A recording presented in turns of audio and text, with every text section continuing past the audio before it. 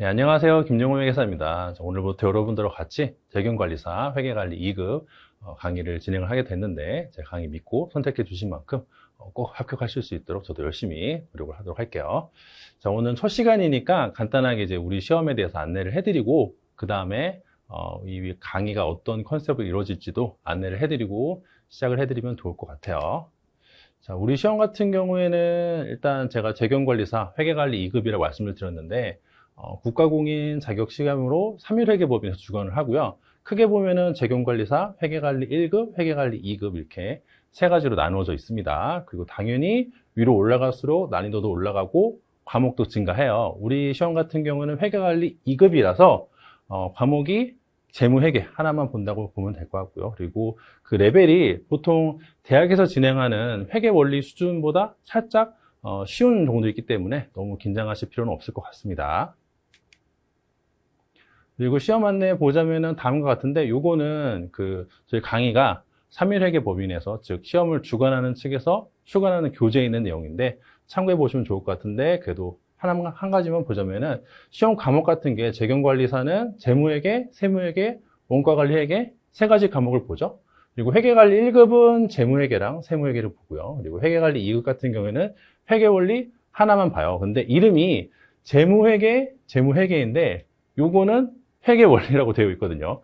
왜냐면은 이 앞서서 있는 요 재경관리사랑 회계관리 1급보다는 상당히 쉬운 수준이기 때문에 별도로 회계원리라고 명명을 하고 있습니다. 그리고 시험 시간은 50분 정도이고 그리고 과목별로 70점 이상 맞으면 합격을 하게 되는데 그러니까 여러분들 접근하실 때 이게 내가 꼭 100점을 맞겠다 이런 마인드보다는 적당하게 한 85점 정도 맞을 수 있게 공부를 해놓으시면 넉넉하게 합격할 수 있을 거라고 저는 생각을 합니다. 그리고 회계관리 2급 그 내용 보시면은 크게 장이 회계의 첫걸음이랑 개정 과목 이야기, 결산 마무리, 그리고 재무제표 쉽게 읽는 법 이렇게 네 가지로 나눠져 있는데 회계 첫걸음이 한 분량의 30% 정도라 보시면 될 것 같고요. 그리고 개정 과목 이야기가 대략 한 60% 정도, 그리고 결산 마무리랑 재무제표 쉽게 읽는 법은 이게 카테고리가 두 개로 나눠져서 마치 분량이 절반인 것 같은데 이쪽은 그렇게 분량이 많지는 않아요. 그래서 여러분들 생각하시기에 회계의 첫걸음에서 큰 흐름을 잡고 그 다음에 개정 과목 이야기에서 대부분의 내용을 공부를 한다라고 판단하시면 될 것 같습니다. 요거는 강의를 진행하면서 차근차근 있는 내용들 설명해 드리도록 할게요.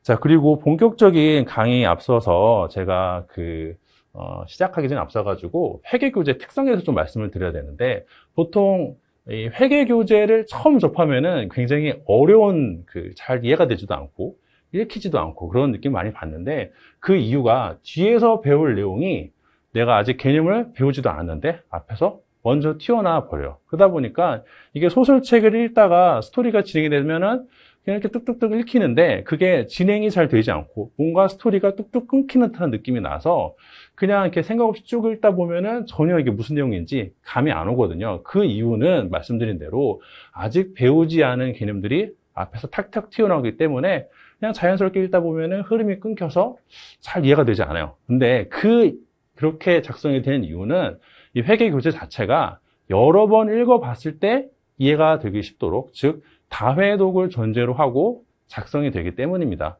물론 처음에 읽었을 때 그냥 쓱쓱 읽히게 교재를 만들면 좋겠지만 그렇게 만들면 교재 두께가 엄청나게 두꺼워질 것이기 때문에 대부분의 회계 교재는 사실 지금도 교재들이 좀 두껍잖아요. 그래서 더 이상 두꺼워지면 안 되기 때문에 이게 한 번에 읽히지는 잘 않겠지만 한 두 번, 세 번 읽었을 때 잘 읽히도록 만들어져 있으니까 공부하실 때도 내가 이걸 한 번에 마스터를 하겠다라고 보시기보다는 이 교재 자체가 다회독 한 두 번, 세 번 읽는 거를 전제로 작성이 되었구나, 집필이 되었구나 이렇게 생각하시는 게 좋을 것 같아요. 그래서 여러분들이 처음에 회계 교재를 접하실 때 드는 여러 가지 낯설음이 있는데 그거는 너무 당연한 거다라고 생각을 하시고요. 그냥 편한 마음으로 강의를 한번 처음부터 끝까지 들어보시면 될 것 같아요. 내가 모든 것을 다 이렇게 개념을 완전히 숙지하면서 강의를 진행해 나가겠다. 내가 모든 것을 100% 이해하면서 교재를 진행을 해 나가겠다 하면은 조금 쉽지 않으니까 그런 부분 조금은 마음을 내려놓으시고 진행하시고 권해드리고,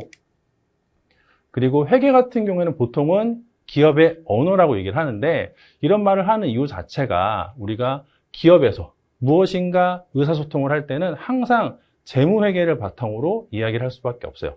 뭐 월간 실적을 보고한다든지 아니면 부서별 평가를 한다든지 여러 가지 보고를 하거나 혹은 지시를 내리거나 커뮤니케이션 할 사항들이 생기는데, 그럴 때는 반드시 회계적인 자료가 재무회계를 바탕으로 만들어진 혹은 관리회계를 바탕으로 만들어진 자료들이 첨부가 되기 때문에, 즉 기업 내에서 의사소통할 때 쓰이는 도구라고 보시면 될 것 같아요. 그래서 항상 회계는 기업의 언어라고 하는데, 이게 언어니까 우리가 마치 외국어를 배우는 것처럼 이유가 없는 약속들이 존재합니다. 예를 들어 영어를 처음 배울 때 가장 먼저 하는 게 알파벳 배우고 그 다음에 이제 보캐블러리를 배우는 것이죠. 예를 들어 뭐 사과는 애플이다 이렇게 배울 때 그거를 고민하기 시작하면 한도 끝도 없어요. 왜 사과가 애플이지? 이렇게 고민하기 시작을 하면은 영어 공부가 안 되겠죠. 그래서 회계를 배우실 때는 내가 지금 외국어를 배우고 있구나 라는 마인드를 가지고 마치 보캐블러리를 접하듯이 이런 건 이유가 없다, 이유가 없는 약속들이 존재한다 라고 해서 일단은 그런 것들을 받아들이시고요. 그 약속들, 이유가 없는 약속들을 받아들인 상태에서 그 다음에 그 약속들 간의 관계를 여러분들이 이해를 하시면 될 것 같습니다. 즉 가장 기저에 깔리는 개념들은 사실 이해 영역이 있다기보다는 암기 영역이 있어요. 왜? 외국어를 배울 때 보캐블러리를 먼저 암기를 해야 되니까 비슷한 거라고 보시면 될 것 같고요. 제가 강의를 진행하면서 이런 것들은 여러분들이 암기를 해야 될 성격의 것입니다. 이런 것들은 암기할 게 아니라 이해를 해야 돼요 라고 명확하게 구분을 지어 드릴게요. 그래서 여러분들이 공부를 할 때 조금 더 수월하게 할 수 있도록 도와드릴 텐데, 다만 첫 번째 가장 기초적인 약속들은 이유가 없으니까 너무 고민하지 마시라 주의 말씀을 드리도록 하겠습니다.